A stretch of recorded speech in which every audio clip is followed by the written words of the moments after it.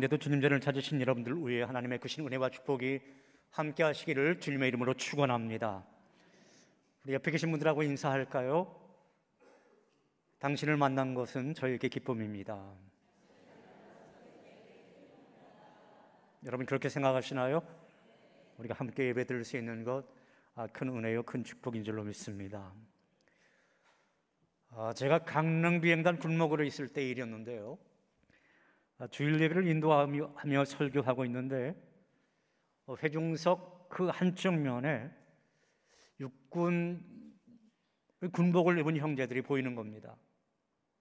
아무리 군인들이라 할지라도 보안상 이 공군 부대 안에는요 전투기가 많기 때문에 이 타고는 그 기지 안에 있는 군교회는 출입하기가 쉽지가 않습니다. 혹시 저들이 파견 나와서 근무하는 육군 장병들인가? 저는 처음엔 그렇게 생각을 했었어요. 그래서 이제 예배 후에 그들을 만나서 질문을 했습니다. 어찌하여 육군 형제들이 이거 공군 부대에 와서 예배를 드리고 있느냐? 그런 질문을 했어요. 그 질문에 그 형제들 가운데 어떤 형제가 이런 대답을 하는 겁니다. 예, 목사님, 저희들은 육군 해안경비대 소속 병사들인데 저희 부대에는 군목 목사님이 파견되지 않았습니다. 그래서 주변 동네에 계신 민간인 목사님이 예배를 인도해 주시곤 하셨는데 몸이 아프신지 어느 날부터 오시지 않습니다. 저희들은 주일에 예배 드리고 싶어 미치겠는데 말입니다. 그래서 대대장님에게 소원 수리를 했고 그것이 받아들여져서 이렇게 저희 몇 사람이나마 1시간 넘게 구보를 하면서 이곳에 와서 예배를 드리고 있습니다. 저희는 함께 예배 드릴 수 있어서 너무나 좋습니다. 목사님, 저희가 계속 예배 드릴 수 있도록 도와주십시오. 저는 그들의 이야기를 듣고 얼굴이 화끈거렸어요. 왜냐하면 지금 공군부대 장병들은 기지 안에 있는 교회에 그저 편안하게 예배 드릴 수 있는 환경이었음에도 불구하고 교회에 제대로 나오지 않는 장병들이 참 많은데 저 육군 형제들은 1시간 예배 드리기 위해서 저렇게 땀 뻘뻘 흘리면서 구보하며 뛰어왔다라고 하는 생각에 굴목인 내가 뭔가 잘못하고 있는 거 아닌가, 그런 생각이 들었기 때문입니다.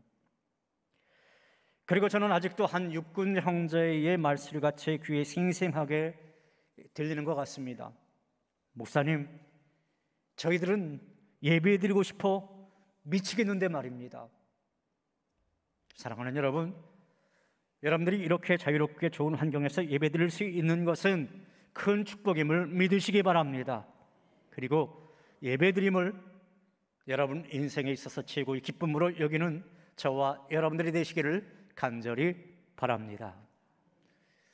이 코로나 사태가 3년 넘게 이어지면서 우리 모두는 너나 할 것 없이 큰 어려움을 겪어 왔습니다. 그리고 우리의 삶이 그동안 많이 위축되어 왔었어요. 이것은 신앙생활에 있어서도 마찬가지였던 것 같아요. 이 코로나 사태는 개인적 신앙생활은 물론이고 신앙 공동체인 교회도 큰 위기였습니다. 그렇지 않아도 세속주의 물결 속의 성도들이 예배를 소홀하게 여기던 차에 이 코로나로 말미암아 예배를 제대로 드리지 못하고 또 교회의 여러 가지 사역 그 모임도 멈춰져 있었기에 그 교인들의 영성은 바닥을 칠 수밖에 없었습니다. 그러나 이제 코로나가 그렇게 큰 위협이 되지 않는 상황입니다. 물론 여전히 조심해야 하고 방역에 힘써야 하겠지만 예배나 사역을 중단해야 할 만큼 위협적이지는 않습니다. 때문에 우리는 이 시점에서 우리의 신앙생활은 과연 어떠한지 다시 점검할 필요가 있겠습니다. 스위스의 신학자 에밀 브루너라고 하는 신학자가 있습니다. 이분이 이제 교회에 관한 일반적인 오해 4가지에 대해서 말씀을 한 적이 있는데요. 첫째로 교회를 학교로 오해하는 그런 경우가 있다라는 거예요. 성도들이 모여서 이제 함께 성경 공부도 하고 또 뭐 음악에 대해서도 배우고 또 윤리에 대해서도 배우고, 그러나 배우고 가르친다라고 해서 학교는 아닙니다. 교회가 학교는 아닙니다. 둘째로 이제 교회를 친목단체로 오해하는 것입니다. 성도들이 모여서 함께 차도 마실 수 있죠. 또 식사도 같이 할 수 있죠. 친교, 이 코이노니아가 이 교회 안에 있지만 교회는 친목단체는 아닙니다. 셋째로 교회를 자선단체로 오해한다라고 하는 것입니다. 교회가 어려운 이웃들에게 자선을 베풀고 구제도 하지만 그렇다고 교회가 자선단체는 아닌 것이죠. 넷째로 교회를 불의에 항거하는 저항단체로 오해한다라고 하는 것입니다. 교회가 사회에 대해서 정의도 부르짖고 불의한 정치에 대해서 말하곤 하지만 그러나 교회는 저항단체는 아닙니다. 이런 교회에 대한 잘못된 인식은 예수님의 초기 사역에도 그대로 나타나 있습니다. 예수님은 많은 병자들을 치유하셨지만 예수님은 병자를 고치러 오신 의사는 아닙니다. 예수님은 어려운 사람들을 돌보시고 위로하셨지만 예수님은 자선사업가는 아닙니다. 또한 예수님은 하나님의 말씀을 가르치셨지만 율법 선생은 아니셨습니다.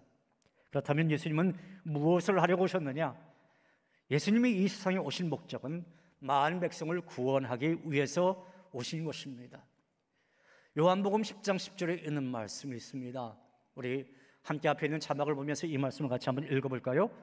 내가 온 것은 양으로 생명을 얻게 하고 더 풍성히 얻게 하려는 것이라. 우리 예수 그리스도가 이 땅에 오신 목적에 대해서 말씀하고 있습니다. 주님이 이 땅에 오신 목적이 무엇이라고 했습니까? 양으로, 즉 성도들로 생명을 얻게 하기 위해서 오셨다라고 하는 것이죠. 여러분, 그렇습니다. 우리 예수님은 죄악으로 가득 찬 세상, 이로 인해서 심판받고 멸망받을 수밖에 없는 그 만백성들을 구원하시기 위해서 이 땅에 오신 것이고 또 그 모든 죄를 사해해 주시기 위해서 십자가를 지신 것입니다. 그러므로 죄에서 구원받아 자유함을 얻게 되고 사망에서 구원받아 영생을 얻게 되고 환경에서 구원받아 풍성한 삶을 누리는 것이 바로 이 교회인 것입니다. 또 이런 구원은 예수 그리스도를 구세주로 믿고 영접할 때 구원이 이루어지는 것이고 또 교회 부흥의 원동력은 우리 주님이신 것입니다. 그런데 오늘 보면 맨 마지막 부분을 보면 여러분 어떠한 말씀이 있습니까? 47절 후반절에 있는 말씀 보면 이런 말씀이 있습니다. 주께서 구원받은 사람을 여러분 어떻게 하신다고요?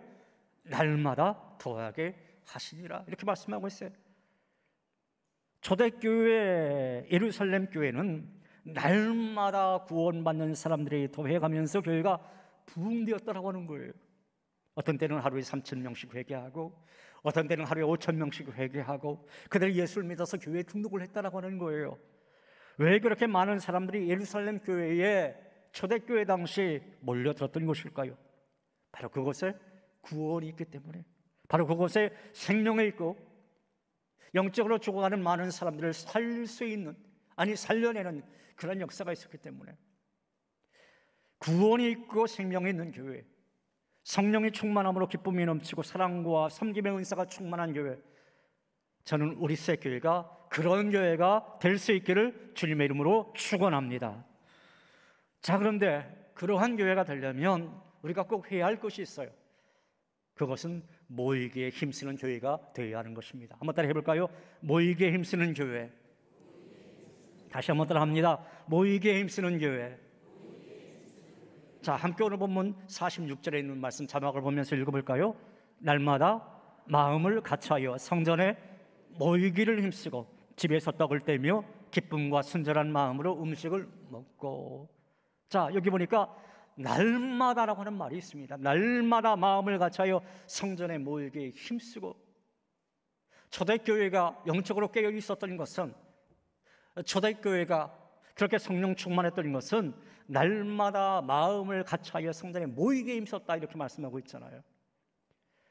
어떤 사람이 교회를 설명하면서 재미있는 비유를 했는데요, 교회란 마치 주유소와 같다, 그렇게 설명을 하는 것을 들었습니다. 아무리 좋은 고급 승용차라 할지라도 여러분, 기름이 떨어지면 어떻습니까? 고철덩어리에 불과하지 않습니까? 자동차가 거리를 달리다가 기름 떨어지면요, 주유소에 와서 기름을 채워야 하는 거예요.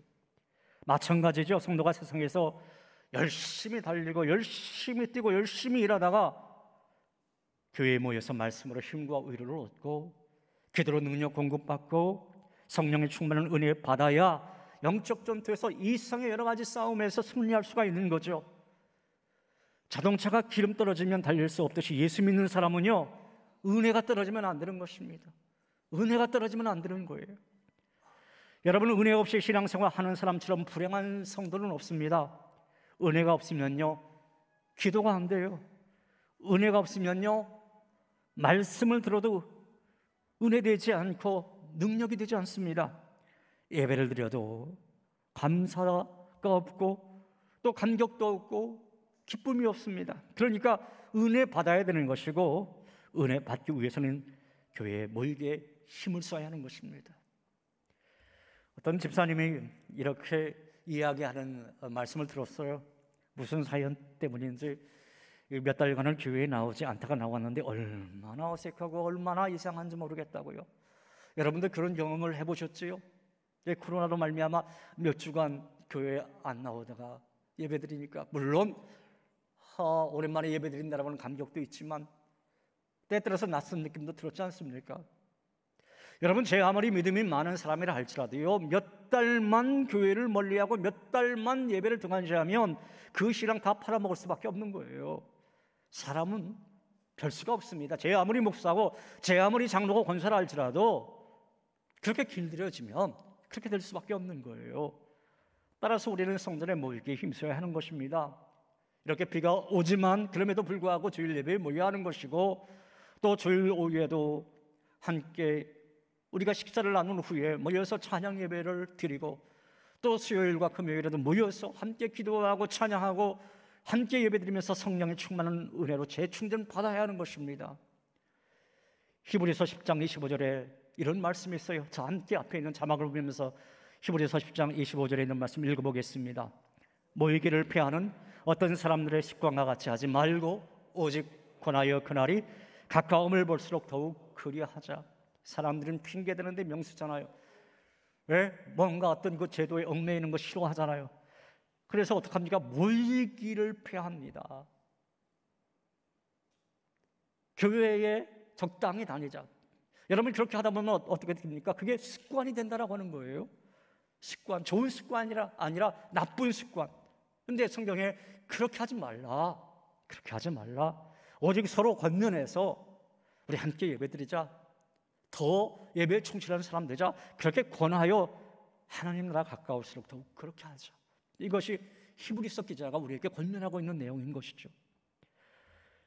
여러분, 꺼져가는 숯불도 한 곳에 모아놓으면 불이 다시 붙습니다. 그러나 제 아무리 활활 타는 불도 흩어버리면 여러분 꺼지는 법이에요. 교회도 이와 마찬가지입니다. 모여야 성령의 은혜가 있는 것이고요, 모여야 기도에 힘이 있는 거예요. 모여야 찬송도 힘이 있고 모여야 은혜가 있는 것입니다. 특별히 하나님께서 우리 교회에 이렇게 새 성전을 허락해 주었습니다. 여러분, 얼마나 감사합니까? 여러분, 이 새 성전이 저절로 지어졌나요? 아니, 우리의 노력만으로 지어졌나요? 왜 주변에 있는 교회에서, 아니 한국교회 여러 기관에서 저희 교회 이야기와 저에 대한 이야기를 듣고 싶어 하는지 아십니까? 저는 지난주 수요일 아침에 연세 세브란스 병원 의료진들 앞에서 간증 설교를 했습니다. 그 의료진들이 듣고 싶어 했던 것이 무엇이었을까요? 항암 치료를 견디며 목회하고 있는 제 이야기를 듣고 싶어 하셨을까요? 아니면 수색교회 건축 이야기, 그것에 대해서 듣고 싶어 하셨을까요? 물론 그러한 부분도 있으셨겠죠. 그런데 정말 그분들이, 그 의료진분들이 듣고 싶어 했던 것은 불가능한 일이라고 생각했던 일들을 가능케 하신 하나님의 기적과 같은 섭리, 그 이야기를 듣고 싶어 하셨던 것입니다. 그런데 여러분, 솔직히 우리는 어떠한가요? 너무 가까이에서 그 모습을 보니까 당연한 것으로 여겨지지 않습니까? 그저 그냥저냥 하다 보니까 우리 교회 건축이 이 완벽한 그 공기 기간 안에, 그것도 부채 없이 건축되어졌다. 그리고 그냥저냥 하다 보니까 목사님이 사계 암인데도 9년 동안 투병하면서 목회하고 계시지? 여러분, 그런 생각하고 계신 건 아니신가요? 여러분, 아니에요. 우리 교회를 향한 하나님의 놀라운 계획하심이 있으시기 때문에 또 이 시대에 우리 교회를 사용하기 위해서 저는 그러한 일을 행하고 계신 줄로 알고 있습니다. 여러분, 하나님께서 우리 교회를 쓰시고자 하는 것은 우리 교회가 죽음을 통과한 교회이기 때문에 그러한 것입니다. 죽음을 통과한 교회. 구성전은 허물었잖아요. 교회가 한 번 죽은 거예요. 예. 여러분, 그 구성전에서 예배 드리고 헌신했던 분들 얼마나 그 구성전을 허물 때 마음속으로 좀 그랬잖아요. 내 마음이 허물어지는 것 같은 그런 느낌 받지 않았습니까? 그리고 우리는 임시 예배처소에서 2년 동안 피난 생활했습니다. 임시 예배처소 그렇게 지어가지고 2년 동안 정말 어렵게 힘들게 그 성전 안에서 예배 드렸어요. 그리고 그 성전도 허물었어요. 우리는 2개의 성전을 허물어버린 사람입니다. 그리고 이렇게 새 성전을 지었어요. 2개의 성전을 허물었다. 이제 옛 것은 죽었다라고 하는 거예요. 그리고 다시 산 교회가 되었다. 우리는 죽음에 직면할 때 예수님을 만나게 되죠. 그것이 우리 교회가 체험하고 또 제가 체험한 그 길이 아니겠습니까? 그런 점에서 우리 교회는 나는 죽고 예수로 사는 복음을 전하기에 딱 맞는 교회인 것입니다. 한번 따라해 볼까요? 나는 죽고 예수로 사는 복음. 붙여서 읽겠습니다. 나는 죽고 예수로 사는 복음. 그 복음을 전하기에 딱 맞는 교회인 거예요. 그런 측면에서 여러분 신앙생활에 절대 안주하지 마세요. 적당하게 예배 생활하지 마세요. 예배에 한번 목숨을 걸어보세요. 그러면 나머지 것은요 우리 하나님께서 채워주실 줄로 믿습니다. 그렇다면 이제 우리는 어떠한 마음으로 이 예배의 자리에 나가야 할까요? 저는 여러분에게 2가지의 말씀으로 도전을 드리겠습니다. 첫째로 예배는 우리가 모두 하나님께 드리는 헌신자가 되는 것입니다. 우리는 예배의 헌신자가 되어야 하는 거예요. 한번 따라해 보겠습니다. 우리는 예배의 헌신자가 되어야 한다. 지금까지 많은 교회에서 예배에 참석하는 회중은 그저 관객들처럼 그 예배를 보는 것으로 난 예배 드렸다, 그렇게 생각했던 것이 사실입니다. 그러다 보니까 때에 따라서 지루하다는 생각이 들면 예배 시간에 졸기도 하고요. 어떤 사람은 아예 처음부터 그냥 기둥 뒤를 즐겨 찾기도 합니다. 그런데 구약에 제가 그 예배 드리는 것을 이제 가만히 이제 그 레위기를 통해서 묵상을 하다 보니까 이스라엘 백성들이 번제를 드릴 때는요 정말 최선을 다해서 집중해서 예배를 드리는 것을 볼 수가 있어요. 자, 그 말씀이 레위기서 1장 5절 6절에 있는데요, 이 말씀 같이 한번 자막을 보면서 함께 읽어볼까요? 그는 여호와 앞에서 그 수송아지를 잡을 것이요 아론의 자손 제사장들은 그 피를 가져다가 회막문 앞 제단 사방에 뿌릴 것이며 그는 또 그 번제물에 가죽을 벗기고 각을 뜰 것이요. 여러분 보세요. 이스라엘 백성들이 번제 드릴 때 어떻게 했는지 보세요. 그들이 예배 드릴 때는요 수송아지를 직접 잡았대요.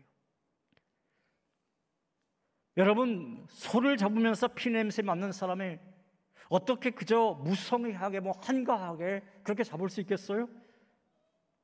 예배를 누가 대신해 주는 것이 아니라 자신이 직접 수송아지 배를 갈라야 되고 가죽 벗기고 각을 떠야 된다고 한다면 어떻게 대충 드릴 수 있겠느냐 그 말입니다. 오늘 예배를 인도하기 위해 서 있는 인도자 목사와 설교자 목사는요 예배를 돕는 자로 서 있는 거예요. 예배를 돕는 자. 여러분, 한 사람 한 사람이 인격적인 하나님을 만날 수 있도록 우리는 그저 도와주는 역할을 하는 것입니다. 그러나 하나님을 직접 만나는 것은 누구의 몫입니까? 바로 여러분의 몫인 거예요. 여러분의 몫. 현재 한국교회의 많은 사람들이 예배의 지루함을 호소합니다. 교회에 나가지 않는 이유 중에 하나가 예배가 지루하다, 설교가 재미없다, 그런 이유들이 있어요. 어떤 교회 목사님은 개그맨처럼 그렇게 그냥 재미있게 설교하던데 우리 목사님은 그렇게 재밌게 설교하지는 않더라. 저도요 재밌게 설교할 수 있거든요. 네. 근데 안 넣는 거예요 그렇게. 오늘 여러분들이 예배의 한번 주역이라고 생각해 보세요. 내가 인격적인 하나님을 만나야 한다고 한번 생각해 보시기 바랍니다. 여러분 중에 이 연극 공연을 많이 보신 분들이 있을 거예요. 연극 공연 거기에 배우가 등장하잖아요. 근데 주연 배우가 딱 있습니다. 주연 배우가 연극을 하면서 대사를 하면서 꾸벅꾸벅 조는 연극 배우 보셨습니까? 연극을 공연하는 배우가 늦게 오거나 공연하다 말고 바쁘다고 먼저 가는 배우 보셨습니까? 아니지 않아요. 아니지 않습니까? 그 배우들은 정말 매번 모든 연극에 최선을 다해요. 어떤 연극은 50분 하고 어떤 연극은 100분 하고 어떤 연극은요 몇 년 동안 한다고 그래요. 매일 같은 그 연극을 합니다. 그런데 그 배우들은 어떡합니까? 그 연극이 내 인생의 마지막 연극인 것처럼 대사하고 최선을 다하는 것을 볼 수가 있어요. 여러분, 우리가 드리는 예배도 그래야 되지 않겠습니까? 최선을 다해 드리는 예배, 나의 최고의 것을 드리려고 하는 그런 예배가 되어야 되지 않겠습니까? 연세 많이 드신 분들, 이 예배의 자리가 항상 있는 게 아니잖아요. 언제까지 내가 이렇게 이 자리에 와서 예배 드릴 수 있을까? 그런 생각 들지 않습니까? 그래도 하나님이 힘 주시는 데까지 나는 이 자리에 와서 예배 드리겠다. 그 자체가 예배 헌신자가 되는 겁니다. 그 자체가. 하나님은 그것을 귀하게 여기시는 거예요.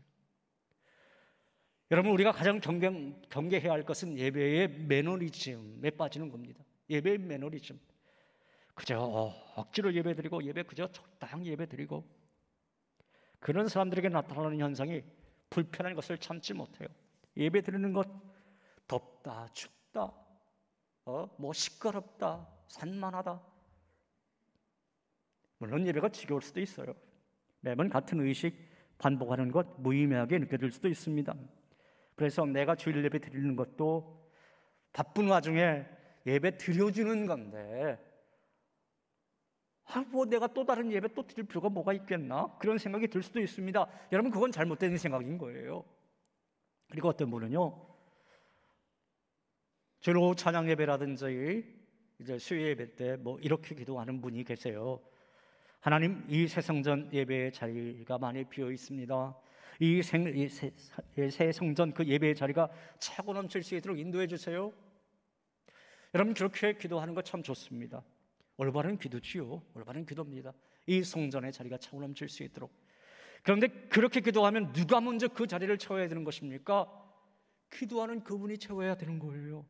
그런데 기도하는 그 시간에는 교회에 나오는데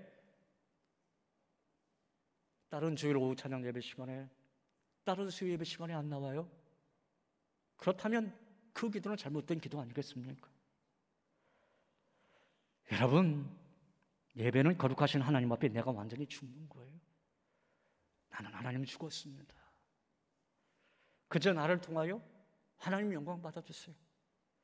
그렇게 하는 거예요. 그게 예배인 거예요. 1991년 보스턴 마라톤 대회에서 우승한 사람은 토시히토 세코라고 하는 사람이에요. 기자가 묻습니다. 당신이 어떻게 훈련을 해서 이렇게 우승하게 되었느냐? 그때 그 토시히토 세코가 이런 말을 해요. 저는 아침에 10km, 저녁에 12km 매일매일 달렸습니다.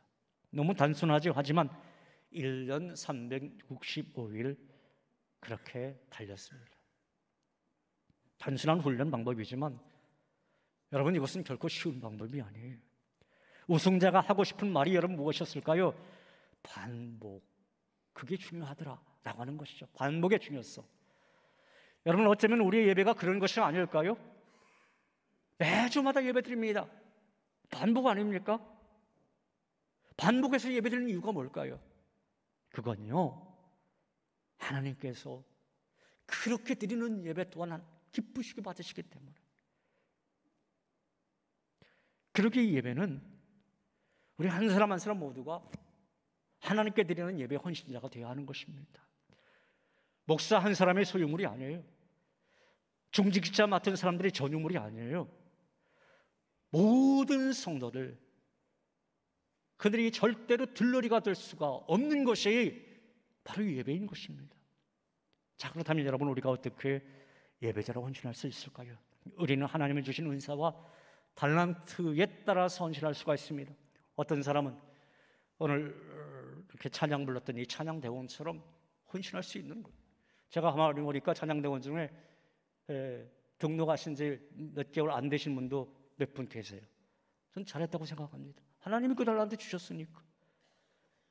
제가 이제 얼핏 듣기에 이렇게 말씀하신 분이 계시대요. 가만히 보니까 찬양대 자리가 거의 다 채워졌는데 잘못하면 내가 설 자리가 없겠다. 앞으로 우리 교회 안에 이제 새로운 신자들이 이제 많이 들어올 것 같은데, 많이 들어오기 전에 내가 그 자리 앉아야 되겠다. 자수하세요. 어떤 분이에요? 저와 눈 마주친 그분이에요, 지금.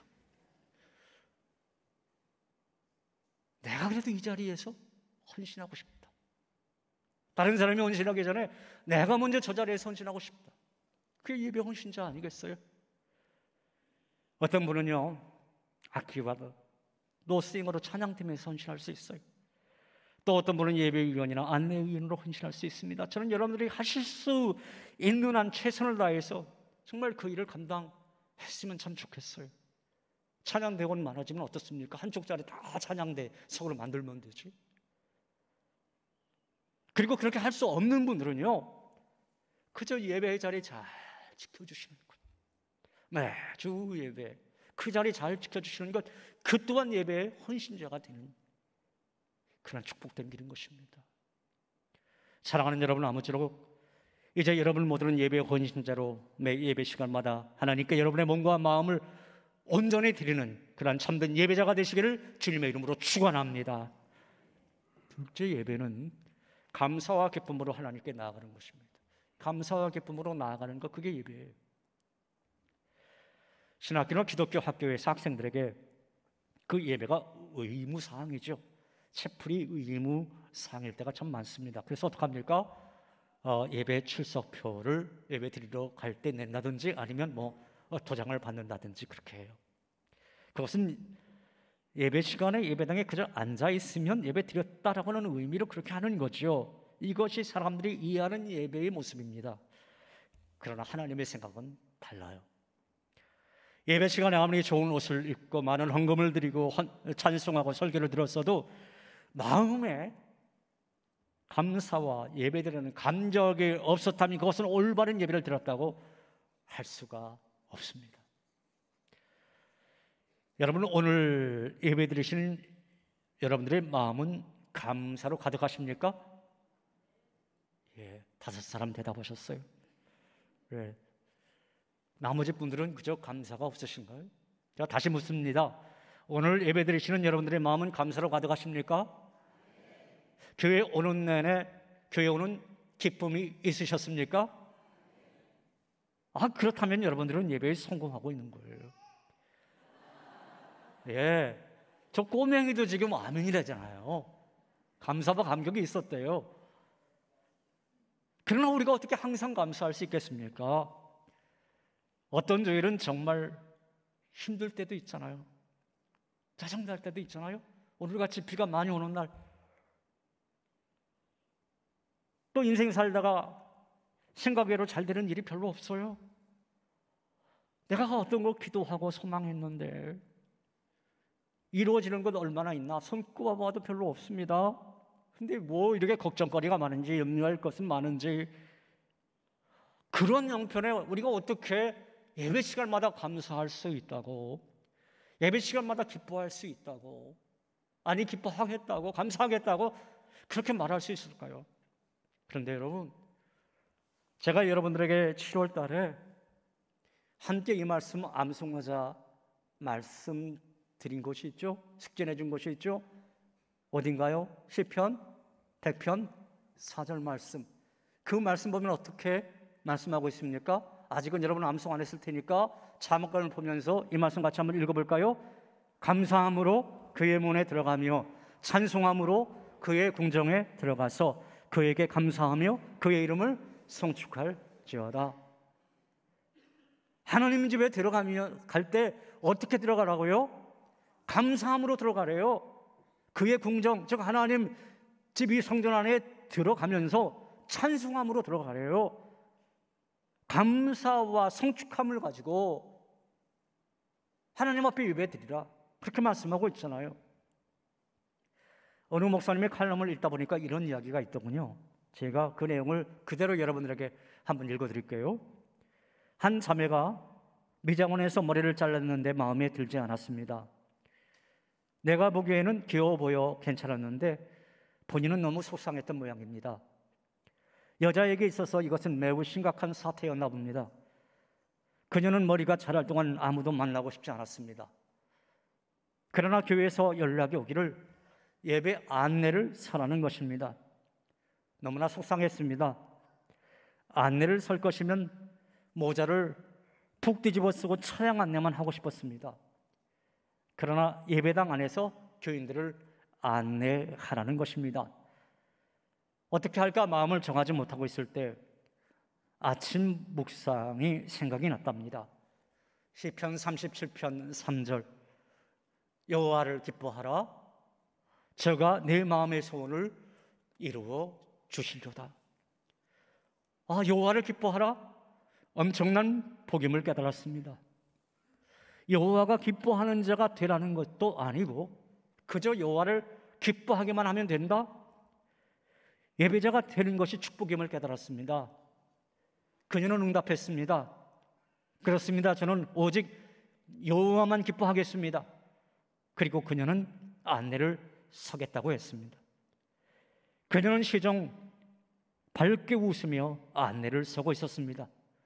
너무나 예뻐 보였습니다. 어떤 목사님의 칼럼입니다. 여러분, 이 이야기를 어떻게 들으셨나요? 여러분, 예배를 드리는 일은 의무가 아닙니다. 예배는요, 축복이요, 특권입니다. 그런데 이런 예배를 드리려면 반드시 마음의 감사와 기쁨이 있어야 합니다. 하나님 앞에 나아가는 첫 단계가 감사와 기쁨이기 때문입니다. 사랑하는 여러분, 오늘 이 자리에 모신 여러분들은 늘 감사와 기쁨으로 하나님 앞에 온전히 나아가는 그러한 멋진 예배자가 되시기를 주님의 이름으로 축복합니다. 이 시간 우리 함께 찬양할까요? 예배합니다, 찬양합니다 라고 하는 찬양인데요, 완전하신 나의 주라고 하는 찬양이 찬양같이 해보겠습니다.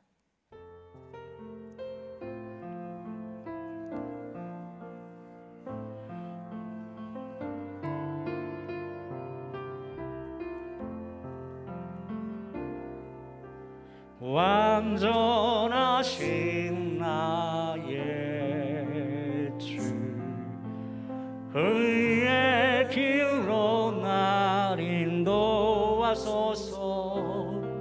행하신 모든 일 주님의 영광 다 경배합니다.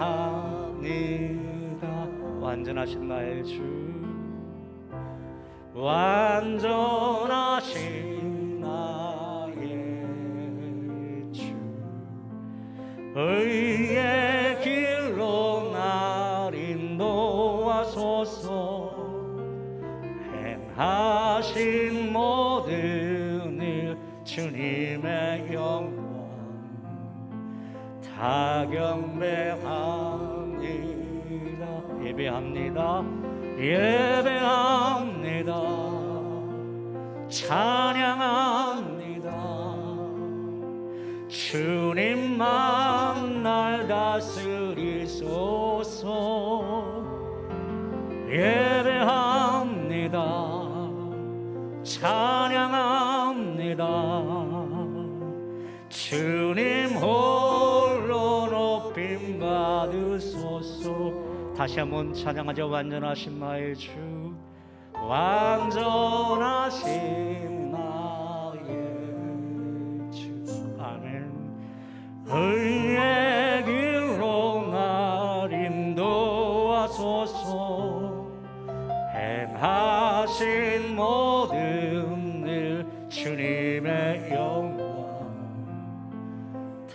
경배합니다.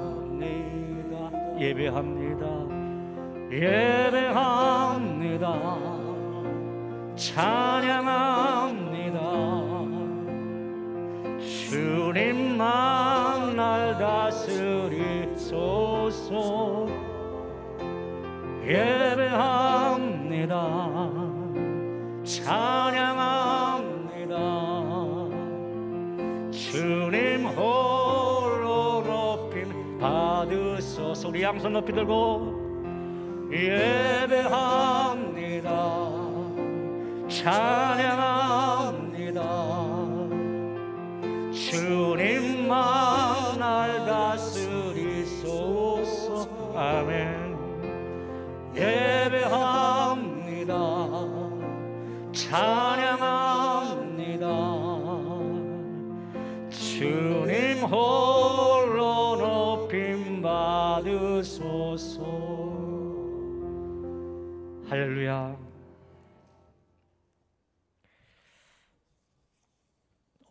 어떤 목사님이 어느 교회 부흥회를 갔는데요, 그 교회 목사님께서 당부를 하시더라는 거예요.